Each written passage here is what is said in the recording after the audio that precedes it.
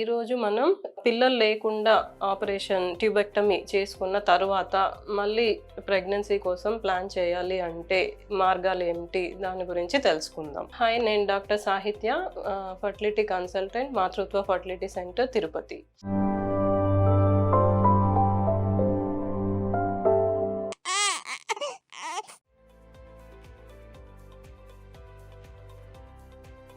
So usually tubectomy operation అంటే ట్యూబ్లో ఒక భాగం అప్రాక్సిమేట్గా 1 to 2 సెంటీమీటర్ పార్ట్ అనేది కట్ చేసి రిమూవ్ చేస్తారు. సో దానివల్ల అండము కన్నము రెండు కలిసేదానికి దారి ఉండదు. సో దానివల్ల ప్రెగ్నెన్సీ రావడానికి అవకాశం ఉండదు. సో మరి రీకెనలైజేషన్ ఒక ఆప్షన్ ఉంటుంది మళ్ళీ ప్రెగ్నెన్సీకి ప్లాన్ చేయాలి అంటే. సో దీంట్లో ఏం చేయాలి అంటే గర్భసంచి పక్కన ట్యూబ్స్ ఏవైతే కట్ చేసి ఉంటారో ఆ రిమైనింగ్ పార్ట్ రెండింటిని దగ్గరగా జరిపి అతికించాల్సి ఉంటుంది. సో ఈ ప్రక్రియకి సక్సెస్ రేట్ అంటే 20-25% ఉంటుంది. సో ఎందుకంటే మనకి కట్ చేసిన ట్యూబ్ మళ్ళీ వెనక్కి రాదు. నెక్స్ట్ థింగ్ అంటే గర్భసంచికి ఈ ట్యూబ్స్కి బ్లడ్ సప్లై ఒక రక్తనాళం నుంచి అందుతూ ఉంటుంది. సో ఆ బ్లడ్ సప్లైలో మార్పుల వల్ల ట్యూబ్ ఫంక్షనింగ్ అనేది ఖచ్చితంగా నార్మల్ అవుతుంది, అలాగా